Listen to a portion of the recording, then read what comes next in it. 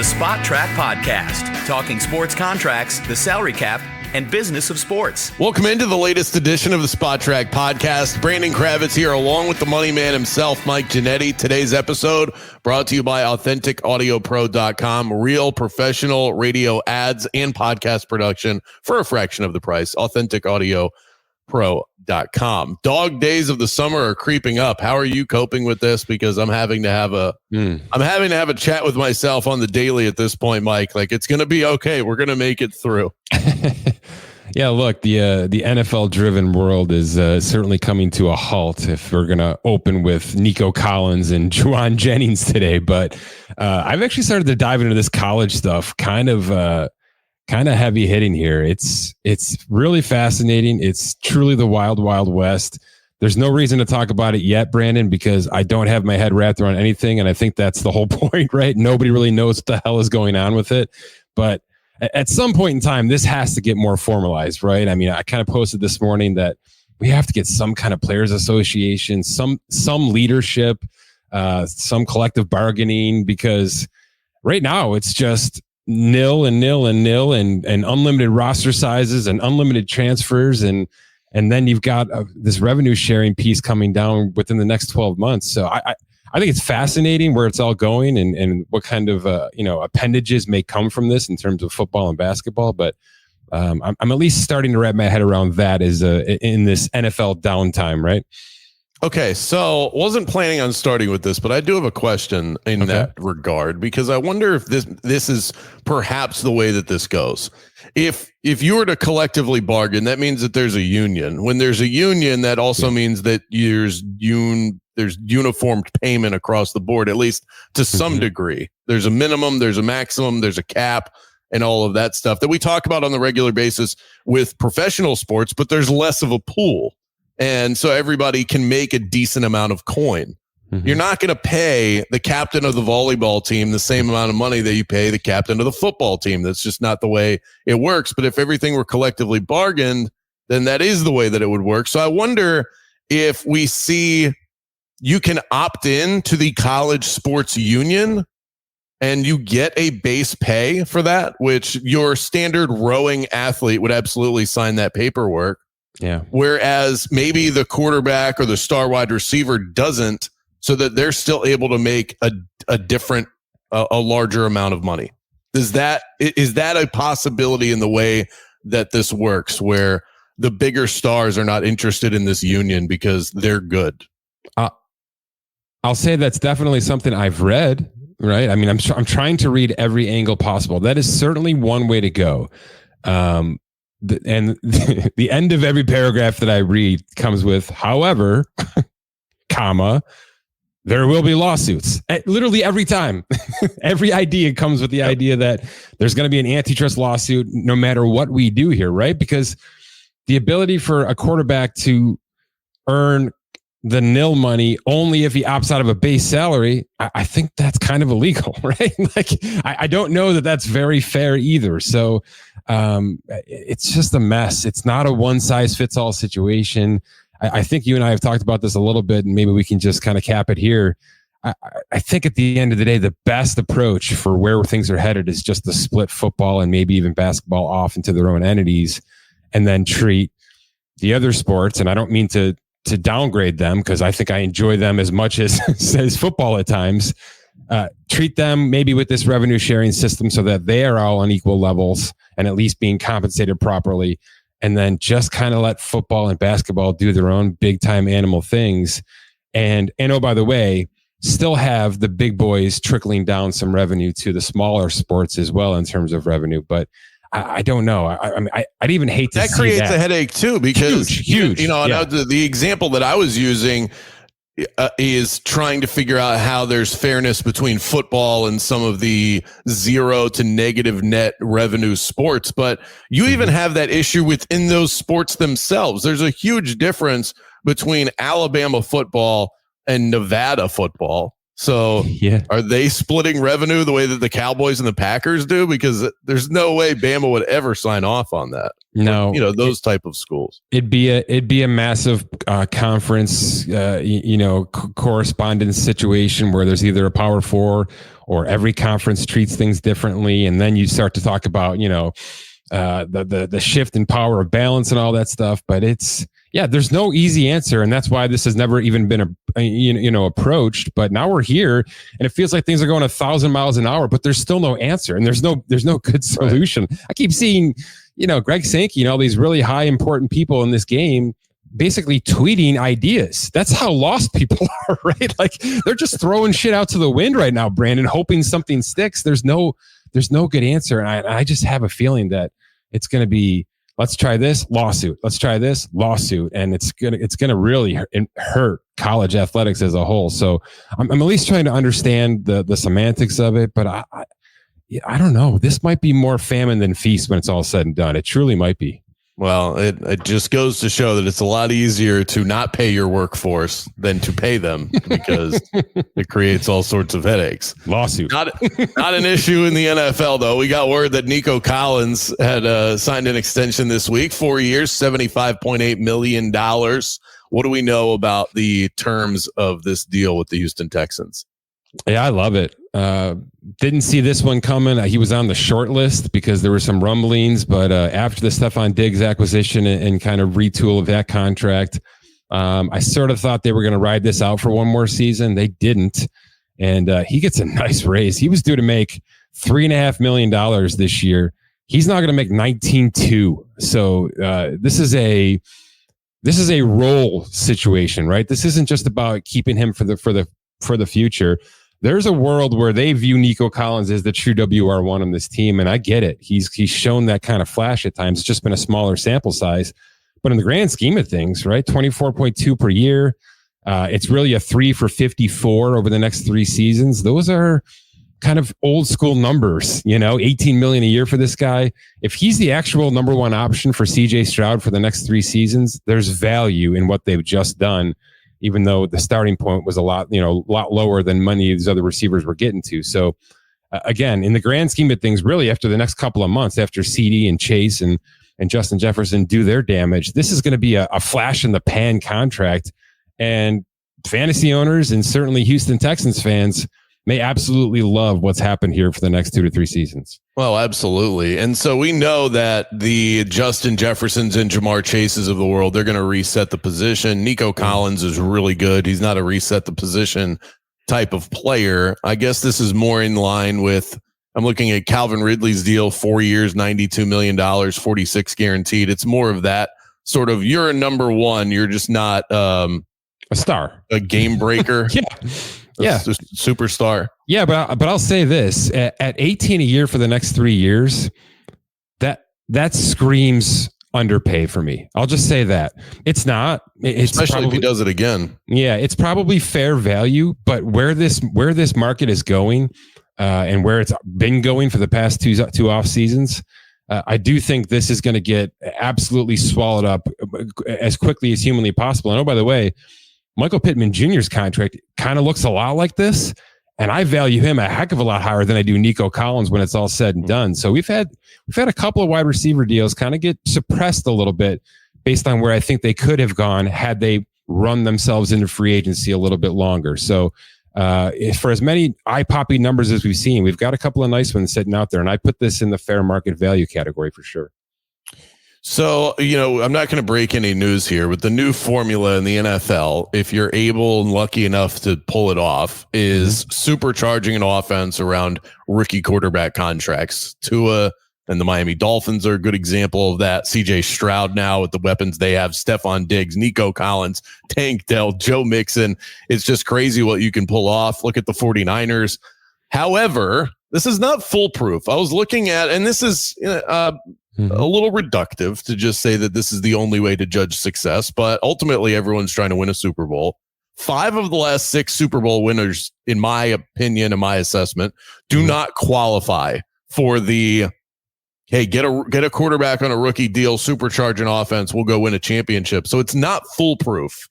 You still need that superstar, and it is okay if you pay them. You just better get it right. So it seems like, well, this is the new formula. It's not like it's the one size fits all way to win a championship. No, and it's becoming less and less, right? So your argument is still valid, but I have a feeling within the next 5 years we're gonna be looking around the room saying, "Man, I'm not even sure getting to that second contract is safe anymore," and that's going to be a problem, by the way. But we'll see if it actually happens because look, they're getting there, Brandon. They're getting to the Super Bowl. Brock Purdy, Jalen Hurts, Joe Burrow, Jared Goff, right? Nick Foles. These are all these are 4 of the last 6 Super Bowls have had a starting quarterback on a rookie contract. So they're getting there. They're not necessarily winning for whatever reason, but they're getting there. Because they're playing against Mahomes and Brady is mostly the reason. That's mostly the reason. Yeah, that's right. And that's not going away anytime soon. But I do have a feeling that one of these rookies, at least, is going to get to the finish line. We saw it with Russell Wilson about a decade ago now. My goodness. It's rare, but I have a feeling that the way things have transpired, we will eventually go on a run with rookie quarterbacks winning Super Bowls because of the way that you're able to ramp up off seasons because of the salary cap, right? Because if you've got a quarterback making, taking on a $5 million cap charge in a salary cap world of 260, 270, you're affording yourself the ability to maneuver with maybe 50, 60 every March. And that's at least 3 max players, if that's how you want to look at it, right? From an NBA standpoint, it's at least 3 max players. So it's insane what teams are able to do quickly on the fly here. It's why really nobody is ripping the Band-Aid off truly anymore, unless you're the Carolina Panthers. And it should be good for football. It really should be good for football, unless we get to a point where teams decide, we're not going to pay $300 million anymore. And I don't see that happening because there's, special is special, but we've seen it now with more and more positions kind of every offseason, right? I think the off-ball linebacker is starting to have that moment. Safeties are starting to have that moment. So that's a little bit troublesome. So that's the counterpoint to where you're going with things. But no question that at the end of the day, it's still the elite superstar top 5 quarterbacks that really make a difference. Yeah, and we're also seeing that's probably not going to slow down anytime soon because most of the good teams at this point have quarterbacks that are getting locked up to long-term, massive contract deals. So like anything else in sports, we talked about this last week with NBA trends. Well, a trend is only as good as the moment that you're living in. Yeah. And with Josh Allen getting paid, Lamar got paid, Tua's about to get paid. Trevor's about to get paid. Burrow got paid. Mahomes, Dak Prescott, Jared Goff, Jordan Love's about to get a deal. At some point, all the good teams that have good quarterbacks that are good enough to get to the playoffs and win playoff games, if all of those guys are on big time deals, then the trend is going to point in that direction because it's just an overwhelming percentage. Yeah, and we're seeing the quarterbacks getting paid as quickly as humanly possible. So while there is value for 2.5, 3.5 years, generally speaking, they're going to be inside of $40 to $60 million per year within the 4th year of their rookie contract. So it's the timeline for it to happen is small, but you can really manipulate things properly with the salary cap to extend your run, and it's year 3, year 4 of that extension where things start to get dicey. That's Josh Allen right now. We saw what happened with Mahomes. They had to actually renegotiate things a little bit on his deal. And certainly we've seen the rosters flex accordingly. So it's complicated, but I will say this. It's always important to say this out loud. The salary cap has continued to bail out these teams, right? That's why the Chiefs can continue to do what they do. That's why the Rams have stayed relevant despite a ton of dead cap, and they've got more this year with Aaron Donald. If you know what you're doing, and if you have plan A, plan B, and plan C all in place, the league salary cap, the financial health of this league should allow you to continue to roll, not so much in dynasty mode, but at least in contention mode indefinitely. So I do think you're right that those elements are not going away. I do think, though, we're ripe for one of these young kids to come up and steal the show. That's all I'm saying. So I'll ask, then I'll spin this in this direction. CJ Stroud, the Houston Texans right now feel like the best example of a team realizing what they have in their young quarterback, and they're trying to build a Super Bowl contender around him before they have to get to the point where they've got to start shedding some salaries around the quarterback. Who else qualifies in that discussion as we enter into the 2024 season? It's Houston, and who else that is doing this just maybe a little bit more under the radar? Well, certainly the Niners with Brock Purdy have been doing this for 3 straight off seasons, right? We saw the Bosa contract, and Kittle's contract was a couple years ago, and et cetera, et cetera. So they've been benefiting from this wholeheartedly without question. I would even say that the Bears, just in the past 3 months, they knew they were going to have Caleb Williams 7 months ago. You know what I mean? This was not a slow drip process. They started the shed cap at the end of last season, and they started to add immediately via trade and certainly via free agency. They are already in kind of full motion.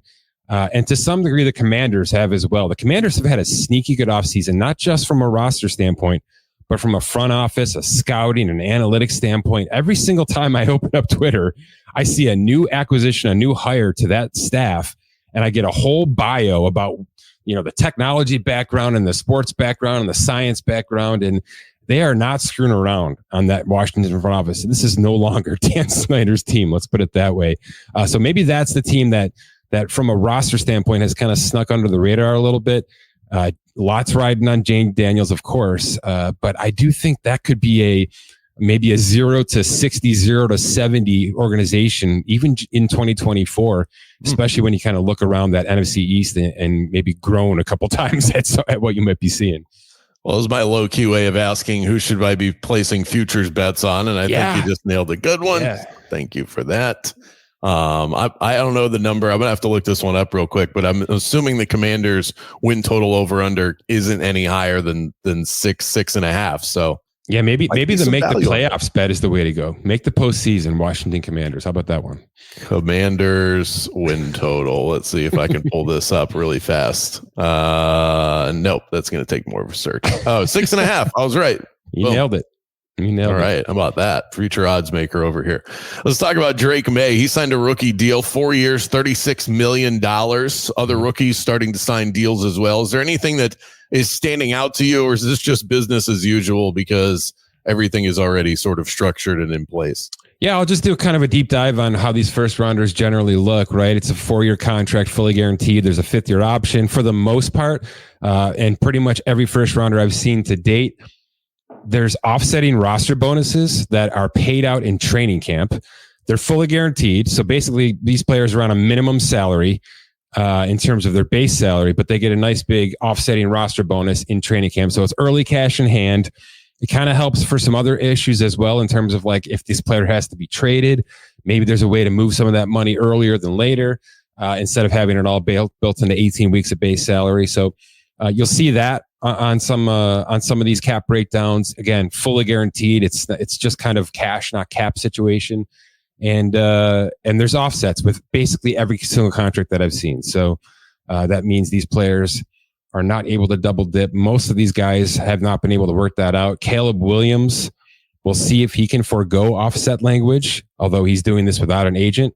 Marvin Harrison Jr. does have offsets. He operated without an agent, and obviously he's got a lot more negotiation stuff going on in his life, not just his rookie contract, which is now signed. But for the most part, standard business as usual. We'll start to see some of the higher profile names sign, maybe even, I would say, closer to training camp, right? Some of these guys hold out to the very last second because of that offset language, but most of the guys are getting things done now with OTAs basically in the books. So we're talking about these teams hitting the ground running with their young quarterbacks. So we have a bunch of new ones that are being ushered into the league, some of which you just mentioned right there. Jaden Daniels are expecting big things from with the Commanders. We know that Caleb Williams was already named the starter, which is hilarious. That was at the day one OTA. Congratulations, kid. You're the starter. You don't have to fight for anything. And then Michael Penix is the opposite end of the equation. He's got no chance of being the starter in an offense with Kirk Cousins. For the other guys, Drake May, he's got Jacoby Brissett standing in his way, so it's not a lock. Jaden Daniels has Marcus Mariota, probably beats him out, but they could play that game. JJ McCarthy has Sam Darnold, which I think is a little more dicey. Bo Nix has Jarrett Stidham and Zach Wilson. Now, are any of those guys that I just mentioned auto starts week 1 guaranteed? Or do you think that there's a battle at least a fake battle that we have on our hands for some of these guys? I did a piece on this actually about a week ago with some of those quarterback conversations, competitions, etc. Right, and you can even extend this out to like Gardner Minshew and Aiden O'Connell. Certainly, Russell Wilson and Justin Fields are a summer competition to be watching closely. It feels like. It feels like Bo Nix would be the one that I'd say probably doesn't get the week 1 start. I think he came in the least NFL ready, even though maybe the most dynamic in college, right? I mean, an absolute touchdown machine, an absolute winning machine. And certainly McCarthy is in the same boat. I'll say this. I'll just give you my take quickly. I say Bo Nix is not a week one starter. I say JJ McCarthy is not a week one starter. Drake May is a week one starter, even though he probably shouldn't be. I'm just not high on him yet. Jaden Daniels is a week one starter. Certainly Penix is a no, and certainly Caleb Williams is a yes. So that's kind of how I read it right now, but that's subject to change for sure. But Brissett got $6.5 million guaranteed on an $8 million contract. Mariota got $5.5 million guaranteed on a $6 million contract. So that's upper echelon backup quarterback pay. So there's certainly at least an opportunity for them to win this job for week one. But then it just becomes, at what point in time does it the power transfer, right? Is it week 6, week 7? Is there a bye week in place? It's just a matter of time. So really it's semantics to talk about it now, but it's fascinating to kind of see who's going to get this thing out of the gate outside of Caleb Williams. We're going to wrap today's episode with today's quick hits. And I left a little extra space here because I think one of these might send you into a tailspin mentally. The 49ers, not this one. I'm 49ers aware of what's coming. The 49ers signed Jauan Jennings through the 2025 season, 2 years, $15 million. They're investing a lot in that wide receiver room. Does that make you more or less confident that Brandon Ayuk has a pending deal with the San Francisco 49ers? Lock up Jauan Jennings, draft Ricky Pearsall in round 1. So where's the confidence level on this? Yeah, it's an interesting way to look at it, right? At one point in time, I thought maybe Jennings would be the returner. It doesn't appear that's going to be the case. And if anything, Pearsall may be the returner this year for them. So it may be just that for at least for 2024, they want all their ducks in a row. Jennings was going to make about $5 million on his restricted tender this year. So they ripped that up and basically gave him a $10.5 million guarantee for the next 2 seasons. I haven't seen the details. I doubt that it's a base value of $15 million, right? It's probably closer to 11 or 12 million over 2 years. And in that regard, it's fine. How does it impact Ayuk? I don't think it does to much degree outside of that, we're not going to screw around with other players just because we can't get something done with you. So I like the effort. I like San Francisco. They've never really sat in their hands with this stuff. They need to make sure that Brock Purdy at least has the options in place. And yeah, I guess you could look at it as Pearsall takes over. It's Pearsall, Deebo Samuel, and Jauan Jennings in 2025, and that's at least plausible to enter March with. But I don't think it rattles the cages too much in terms of Ayuk. It just seems like that contract specifically, negotiation wise, is a mile apart. It feels like Ayuk knows what he needs, approaching $30 million a year, and San Francisco's not coming close to it. And this could be a very, very long battle down the stretch here. I mean, this is your world, and for anybody listening to this is the reason why is just to figure out how teams make this stuff work, because the 49ers are paying so many guys at different positions. I don't know how you fit Brandon Ayuk into that puzzle. I'm not going to sit here and say he's not a trade candidate. Yeah, he may still be an active trade candidate. They may still be fielding calls for him.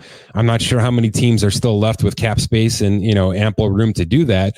But there's a world where everything's on the table with Brandon Ayuk right now, especially if the negotiations really are as far apart as the agent has sort of alluded to in the past couple of weeks. All right, here it is. Jorge Lopez tossed from the 10-3 loss to the Dodgers for the New York Mets. Proceeded to throw his own glove into the stands, and then in the post-game media scrum said that he plays for the worst team in baseball, and was then subsequently cut by the team, who then held a players-only meeting. If you wanted a bullet point breakdown of what train wreck looks like for a franchise, this is it. But I'll let the Mets fan tell us what's going on. Look, he's super honest and super passionate, and he's super generous and loves, he's trying to give souvenirs away at times. He loves them. He loves the Mets fans. And, he anticipated, he had already heard from his agent that he probably wasn't going to be with the team, much longer. So he was just trying to go off with a bang. No, this is an absolute disaster. This is like the 8th rock bottom of the season. We're like 52 games in. I made a list this morning. There's 8 expiring contracts on this team that I think all will be traded within the next 2.5 months, even though none of them are playing well right now. It's just going to be somebody else's problem. Cohen's probably going to pay 85% of those salaries to get them off the roster and buy some prospects. It's going to be a nightmare, version 2.0, because last year was already a nightmare. This is a $310 million payroll right now. This is the highest payroll in baseball. This is the highest tax payroll in baseball. And they are one of the biggest standings and, I guess, PR disasters in all of sports. So transactions forthcoming, let's put it that way. And when you look at just based on payroll and record, I think Jorge Lopez has a point. They're not technically the worst team in baseball, but based on expectation and who they're paying and what they're paying, he's actually right. It's been a really tough 2 years for value play. Let's put it that way. They tried to buy a championship last year. They tried to buy themselves out of buying the championships this year, and it's gone about as poorly as humanly possible. So this is a model for what franchises should never ever do in this sport. Let's put it that way. Well said. The latest coaching carousel in the NBA helped Ty Lue reach a new deal with the Clippers. He'll now be paid $14 million a year as that deal runs through 2029. How much did the Lakers help facilitate this deal? The fact that they had an opening. Huge. Yeah, huge. There's no question that Ty Lue was on speed dial as soon as humanly possible this offseason. And that's how it works, right? You only need one other opportunity to leverage yourself into your own opportunity. So good for Ty Lue. We'll see what else happens with this Clippers rosters. We've talked about it quite a bit. I got to tell you, the other deep dive I've been doing is not only on college sports, but on this Intuit Dome, this Clippers arena. Have you had this discussion yet? Have you talked about these details yet? The facial recognition stuff and the wall and the wall. I've talked about the wall, but I don't know about this other stuff. Yeah, entering the arena using facial recognition. They want you in your seat as much as humanly possible. All concessions will be facial recognition for purchases. So you basically never have to use any devices. They want you active, watching the sport, in your seats. You'll get rewards based on how good of a fan you are using facial recognition. So if they notice that you're up and off your seat cheering and doing the chants, you'll get like concession rewards to your account. It's wild stuff, man. So yeah, they got to keep the best product possible on the court to go with the absolute, I guess, technological advancement circus that they have put into this arena, because it's really going to be a sticker shock news when this thing opens up next year. It's something special. That's some NASA stuff right there. Yeah. What happens when twins go to the game? You know? Leave it to you to poke a hole into something fun. Come on. Is that my brand? I don't want that to be my brand. Yeah. Negatives. Constantly negative radio. You know? I have a lot of hours to fill. I have to think of every question possible. It's part of the job. Something that I noticed looking at the 4 teams that made it to the conference finals. You and I talked about this a bit on my show this week. All of their core guys, with the exception of Pascal Siakam on the Pacers, but it looks like Siakam is likely to sign a long-term deal with Indiana, which we figured when they made that deal for him. They're all locked in beyond this season. Is that a coincidence, or is this some sort of formula to success, that you have a sort of stability within your roster construction? We've got guys that we believe in, or we've got young players that haven't reached that point yet where we have to make those decisions. It just seems like I'm looking at what moves can be made in the offseason, and when you have 4 teams that make it to the end, you go, okay, well, what stars coming out of here? And there's really not a lot of options. Found it bizarre.